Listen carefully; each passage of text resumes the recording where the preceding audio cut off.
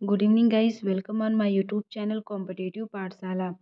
तो फ्रेंड्स, आज हम डिस्कस करेंगे एक साइंस का एक इम्पॉर्टेंट चैप्टर लाइट, जो कि आपके सी टेट के एग्ज़ाम में, यूपी टेट का एग्ज़ाम हो, चाहे कोई भी वनडे एग्ज़ाम हो, जब साइंस पूछा जाता है तो उसमें जो आपका लाइट है वो हमेशा हर एक चैप्टर में, मतलब हर एक एग्ज़ाम में बार बार यही सारे पूछे जाते हैं। जैसे लाइट हुआ, एक आपका चैप्टर है फोर्स, ये भी पूछा जाता है, एक है आपका चैप्टर मोशन, इससे भी प्रश्न पूछे जाते हैं। तो आज हम डिस्कस करेंगे लाइट के बारे में कि लाइट क्या है। पहले तो लाइट की डेफिनेशन देख लेते हैं। एक प्रकार की ऊर्जा होती है जो किसी वस्तु पर पड़ती है तो वस्तु को देखने में सहायता प्रदान करती है। प्रकाश जब तक किसी वस्तु पर पड़ेगा नहीं तब तक हम उस वस्तु को नहीं देख सकते हैं। इसलिए प्रकाश एक प्रकार की ऊर्जा होती है जो किसी वस्तु पर पड़ती है तो उसको देखने में सहायता प्रदान करती है। नेक्स्ट है कि प्रकाश के कौन कौन से स्रोत हैं। प्रकाश के दो स्रोत हैं, एक है प्राकृतिक स्रोत, दूसरा है कृत्रिम स्रोत।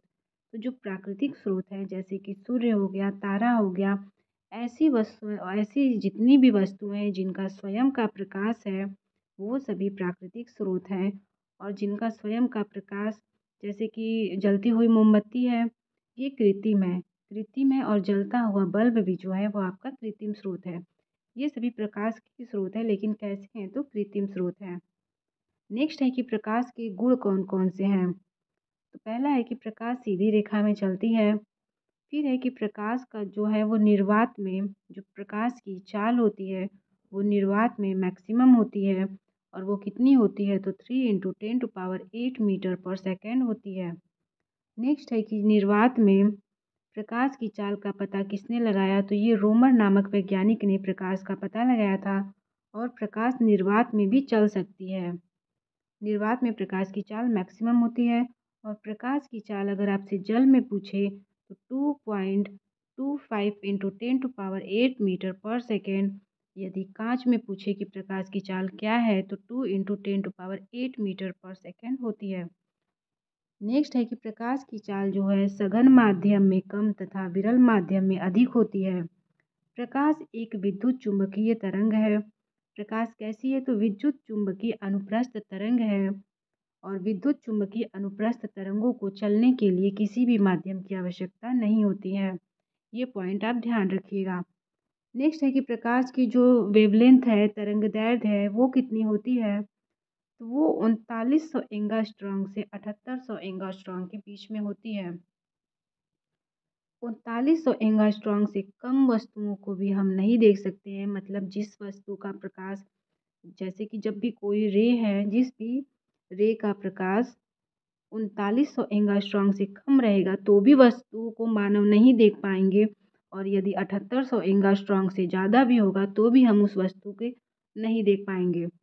तो जैसे कि सबसे अधिक किसकी होती है तो सबसे अधिक फ्रीक्वेंसी, सबसे अधिक तरंगदैर्घ्य गामा रे की होती है, फिर एक्स की होती है और यूवी की होती है। हम किसको देखते हैं तो विजुअल रे को मानव देख पाता है, जिसकी जो तरंगदैर्घ्य है 3900 एंगस्ट्रॉन्ग से 7800 एंगस्ट्रॉन्ग होती है। उसके बाद अवरक्त किरणें। तो यहाँ इस डायग्राम का मतलब है कि ये जो है गामा एक्स और यूवी रे, उनकी जो फ्रीक्वेंसी है 7800 एंगस्ट्रॉन्ग से ज़्यादा है।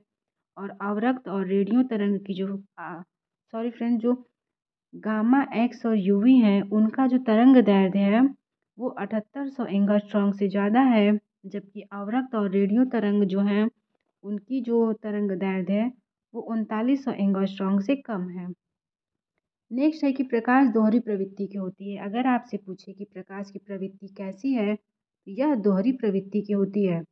दोहरी प्रवृत्ति का तात्पर्य है कि जो प्रकाश है वो तरंग के भी फॉर्म में चलता है और कण के भी फॉर्म में चलता है। जब प्रकाश तरंग के फॉर्म में चलेगा तो प्रकाश का परावर्तन होगा, प्रकाश का अपवर्तन होगा, प्रकाश का व्यतिकरण होगा, प्रकाश का ध्रुवण होगा और प्रकाश का विवर्तन। ये जो है 5 घटना होती है। कब? जब प्रकाश तरंग के रूप में चलती है तब। और वहीं अगर प्रकाश कण के रूप में चलेगा तो दो घटना होगी। पहली कौन सी होगी? प्रकाश वैद्युत प्रभाव, और दूसरा होगा क्रम्पटन प्रभाव। अगर आपसे पूछे कि जो क्रॉम्पटन प्रभाव है वो प्रकाश की कौन सी घटना से होती है तो जब प्रकाश कण के रूप में चलती है तो क्राम्पटन प्रभाव होता है। और जब प्रकाश वैद्युत प्रभाव भी जो है वो आपका कण के ही फॉर्म में होता है। और प्रकाश वैद्युत प्रभाव के लिए आइंस्टीन को नोबेल प्राइज़ दिया गया था। नेक्स्ट है कि सूर्य का प्रकाश पृथ्वी तक आने में 8 मिनट 16 सेकंड लगता है। अगर 8 मिनट 16 सेकंड रहे तो भी आपका सही है। अगर सीधे 500 सेकंड लिख दे तो वो भी आपका सही हो जाएगा। नेक्स्ट है कि सूर्य का प्रकाश चंद्रमा से टकराकर पृथ्वी तक पहुंचने में 1 मिनट 28 सेकंड का समय लगता है। नेक्स्ट है कि प्रकाश का परावर्तन। तो अभी हमने बोला कि जो प्रकाश है वो दोहरी प्रवृत्ति की होती है। तो जब कण के तरंग के फॉर्म में चलती है उसका परावर्तन, अपवर्तन, व्यतिकरण, ध्रुवण और विवर्तन होता है। यहाँ से इन 5 टॉपिक को हम डिस्कस करेंगे। प्रकाश का परावर्तन क्या होता है? जब प्रकाश की किरण किसी चिकने पृष्ठ से टकराकर वापस उसी माध्यम में वापस लौट आती है, इस घटना को क्या कहते हैं? तो प्रकाश का परावर्तन कहते हैं। प्रकाश का परावर्तन, जैसे ये कोई दर्पण है और ये अभिलंब है, तो जब प्रकाश की किरण इसी माध्यम में, ये माध्यम 1 है और ये माध्यम 2 है, तो जब प्रकाश की किरण आती है और माध्यम सरफेस से टकराकर वापस उसी माध्यम में लौट जाती है, इस घटना को परावर्तन कहते हैं। प्रकाश का परावर्तन कहते हैं। नेक्स्ट है कि परावर्तन के 2 नियम होते हैं। पहला है आपतित किरण, परावर्तित किरण तथा अभिलंब तीनों एक ही तल में होते हैं। ये तीनों एक ही तल में किस प्रकार से होते हैं उसको देखते हैं। मान लीजिए कि ये आपका तल है और ये आपका अभिलंब है और ये आपका आपतित किरण, और आपतित किरण फिर ये आपका परावर्तित किरण है। तो ये जो हैं तीनों वो एक ही तल में हैं, इसलिए आपतित किरण, परावर्तित किरण और ये अभिलंब जो है ये तीनों एक ही तल में होते हैं। ये प्रकाश के परावर्तन का पहला नियम है। नेक्स्ट है कि आपतन कोण का मान, जो दूसरा नियम है वो है कि आपतन कोण का मान परावर्तन कोण के मान के बराबर होता है। तो अभी मैंने ये डिस्कस किया कि जो आपतित किरण है वो परावर्तित किरण और अभिलंब तीनों एक ही तल में होते हैं। और ये जो है दूसरा नियम क्या है कि जो आपतन का कोण है, जैसे कि आपतन कोण को I से रिप्रेजेंट करते हैं और परावर्तन कोण को R से, तो आपतन कोण यहाँ से परावर्तन कोण के बराबर हो जाएगा। या फिर जो आपतन कोण है अभिलंब के साथ जितने डिग्री का कोण बनाएगा, वही परावर्तन कोण अभिलंब के साथ उतने ही डिग्री का कोण बनाएगा।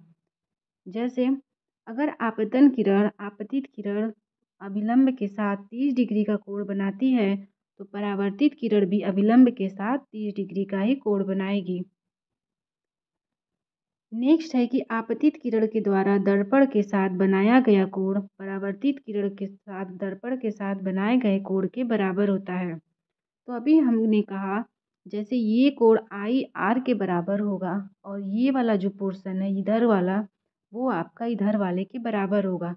इसको एक लैंग्वेज में अगर बोलेंगे तो आपतित किरण जब दर्पण के साथ जो भी कोण बनाती है, वही परावर्तित किरण जो होती है दर्पण के साथ सेम उतना ही डिग्री का कोण बनाती है। अभिलंब के साथ भी ये बराबर कोण बनाती हैं और ये जो है दर्पण के साथ भी बराबर कोण बनाती हैं। नेक्स्ट है कि इसको क्वेश्चन के थ्रू देखते हैं। यदि आपतित किरण दर्पण के साथ 60 डिग्री का कोण बनाती है तो ज्ञात कीजिए परावर्तित किरण दर्पण के साथ कितने अंश का कोण बनाएगी। आपतन कोण का मान, परावर्तन कोण का मान और विचलन कोण का मान क्या होगा? 60 डिग्री का। तो यहाँ से ये जो आपतित किरण है वो दर्पण के साथ 60 बना रही है और ये टोटल होता कितना है 90। जब ये टोटल 90 होता है तो ये कोण कितना हो जाएगा 30 डिग्री। 90 में से 60 घटा देंगे तो ये जो अभिलंब के साथ कोण बनाएगी वो 30 डिग्री हो जाएगी। अब अगर ये 30 डिग्री है तो ये वाला भी कोण 30 डिग्री का हो जाएगा, और अगर ये 60 है तो ये वाला जो कोण बनेगा ये भी आपका 60 हो जाएगा। इस तरीके से आपका आपतन कोण कितना हो गया 30 डिग्री, परावर्तन कोण भी 30 डिग्री। अगर आपसे पूछे कि विचलन कोण कितना होगा तो विचलन कोण का सूत्र होता है कि D बराबर 180 माइनस 2i।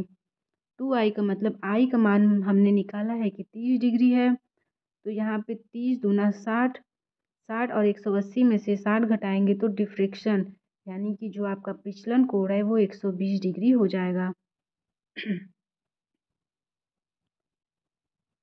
नेक्स्ट है कि समतल दर्पण। समतल दर्पण पे प्रतिबिंब कैसे बनती है और समतल दर्पण का क्या कार्य है। जिस दर्पण के एक सतह पर पॉलिश कर दिया जाता है तथा दूसरी सतह से प्रकाश का परावर्तन होता है, यह एक समतल दर्पण कहलाता है। जैसे कि मान लीजिए ये कोई दर्पण है, इसके एक सतह पर पूरा कलई कर दिया गया है और दूसरे पे जैसे ही यहाँ पे प्रकाश पड़ता है और यहीं से वो रिफ्लेक्ट हो जाता है, तो इस प्रकार का दर्पण समतल दर्पण कहलाता है। नेक्स्ट है कि समतल दर्पण द्वारा प्रतिबिंब किस प्रकार का बनता है। तो अब देखते हैं कि समतल दर्पण का प्रतिबिंब, कोई भी प्रतिबिंब आपका दो ही बनेगा, या तो वास्तविक बनेगा या तो आभासी बनेगा, इससे ज़्यादा तो कुछ वो बनेगा नहीं। किसी बिंदु वस्तु से चलने वाली प्रकाश की किरणें दर्पण से टकराने के बाद जिस बिंदु पर वापस मिलती या मिलती हुई प्रतीत होती हैं, उस बिंदु को ही प्रतिबिंब कहते हैं।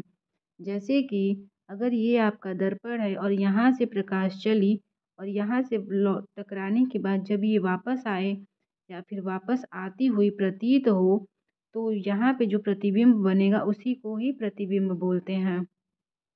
नेक्स्ट है कि समतल दर्पण के द्वारा प्रतिबिंब वास्तविक कब बनता है और आभासी कब बनता है। तो परावर्तित किरण वास्तव में जब मिलती हुई प्रतीत होती है तो वास्तविक प्रतिबिंब बनता है और वास्तविक प्रतिबिंब को पर्दे पर प्राप्त किया जा सकता है।